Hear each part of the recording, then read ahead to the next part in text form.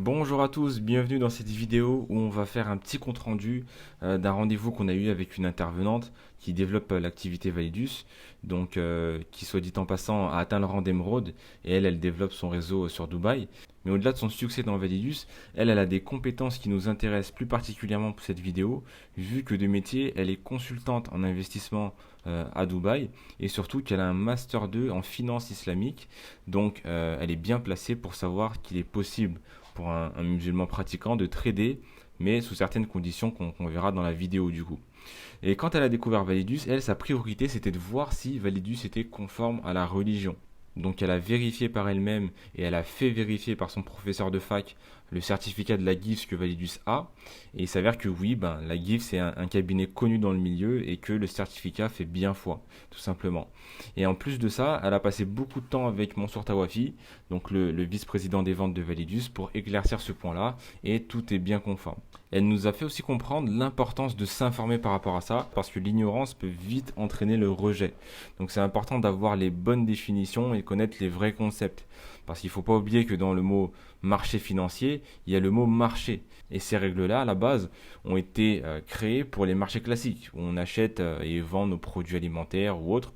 Et ces marchés classiques-là sont bien autorisés par la religion musulmane. C'est juste qu'il y a des règles à respecter si on veut le faire en bonne et due forme. Et c'est exactement pareil pour les marchés financiers. Donc aujourd'hui, on va répondre à la question pourquoi Validus est conforme à la charia alors qu'on perçoit des bénéfices. Pour commencer, on va définir ce que c'est un riba ou une riba. Donc au sens strict, ça veut dire l'usure, ça désigne l'usure. Mais au sens plus large, c'est tout avantage ou surplus qui sera perçu par l'un des contractants sans aucune contrepartie acceptable et légitime au point de vue du droit musulman. Donc c'est dans le cadre d'un prêt, d'une vente à terme de monnaie ou d'un troc déséquilibré de produits alimentaires de même nature. Donc en fait, il existe différents types de riba qui correspondent à différentes situations, donc dont le prêt avec intérêt, la vente à terme, c'est-à-dire la vente en différé, ou alors le troc de produits alimentaires de même nature. Et elle nous a cité un hadith qui dit que les musulmans devaient échanger de l'or contre de l'or, de l'argent contre de l'argent, du blé contre du blé, de l'orge contre de l'orge, des dattes sèches contre des dattes sèches, du sel contre du sel, en quantité égale contre quantité égale, de main à main. Donc ça c'est important. C'est ce qui nous mène aux 4 conditions pour qu'un investissement soit conforme à la charia. La première condition, c'est de respecter l'égalité des quantités.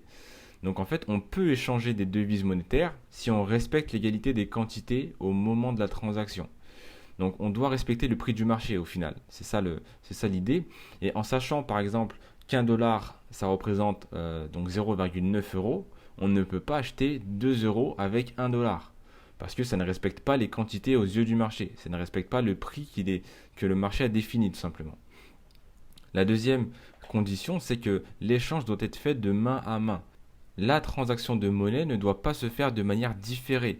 Et ça concerne les valeurs qui fluctuent. Par exemple, une voiture, on peut la payer de manière différée parce que c'est une valeur qui fluctue très peu, d'accord. Mais les valeurs monétaires comme le dollar, l'euro ou encore l'or, parce que l'or est une valeur monétaire, donc on ne peut pas les payer de manière différée parce que leur valeur fluctue, elle bouge. Donc si on s'engage à acheter du dollar dans un mois, mais à la valeur d'aujourd'hui, ça revient à ne pas respecter le prix du marché. Parce qu'entre-temps, le prix aura évolué. Donc en fait c'est pareil avec l'or, si on devait faire un parallèle, parce que avec les monnaies c'est peut-être moins parlant, si on achète de l'or aujourd'hui chez un bijoutier, et ben l'or a une certaine valeur, vous êtes d'accord. Donc qui est une valeur qui fluctue. Et ben on peut pas dire au bijoutier je te paye la moitié aujourd'hui et la moitié dans un an, parce que dans un an l'or donc aura changé de valeur. Donc du coup on ne respecterait plus les prix du marché. Donc en résumé, l'échange doit se faire en une fois et de manière directe. La troisième condition, c'est l'absence d'intérêt. Et ça concerne le broker qu'on utilise, et notamment les effets de levier et les swaps. Donc les swaps, c'est quoi? C'est juste l'intérêt pris par certains brokers quand on reste en position sur les marchés trop longtemps. Et la quatrième condition, c'est l'interdiction de vendre ce qu'on ne possède pas. On ne peut pas vendre ce qu'on ne possède pas. Donc si sur le marché du Forex, on vend du dollar, il faut qu'on ait du dollar dans notre portefeuille, en notre possession. Par exemple, si on n'a que du dollar dans notre portefeuille, on ne peut pas trader la paire EUR-GPB, donc euro-livre sterling.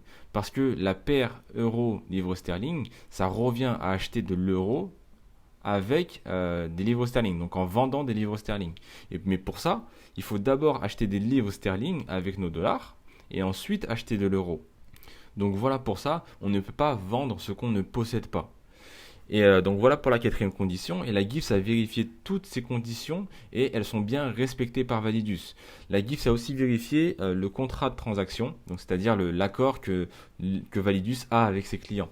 Et donc par rapport à ça, il y a deux conditions à respecter. La première, c'est ne jamais garantir les gains.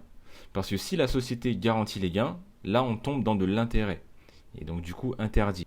Le client ne doit gagner de l'argent uniquement si la société gagne de l'argent. Et ça marche dans les deux sens. C'est ce qu'on appelle le principe du partage des profits et des pertes. Si l'entreprise gagne, le client gagne. Si l'entreprise perd, le client perd aussi. Donc la deuxième condition à respecter, c'est l'entente préalable. Ça, c'est tout simplement le fait de se mettre d'accord et d'être transparent. Et c'est pour ça que Validus informe ses clients qu'en fonction des bénéfices, on peut vous donner entre tant et tant de pourcents de rentabilité. Pour nous, actuellement, c'est entre 2 et 3%. Donc voilà ce qu'il y a à savoir sur ce sujet-là. Et Validus remplit bien toutes les conditions qu'on a vues dans cette vidéo. Et c'est pour ça que l'investissement est bien conforme à la charia. Donc j'espère que ça vous a bien éclairé. Et si vous avez des questions, n'hésitez pas à revenir vers nous. Moi je vous dis bonne journée et à la prochaine vidéo.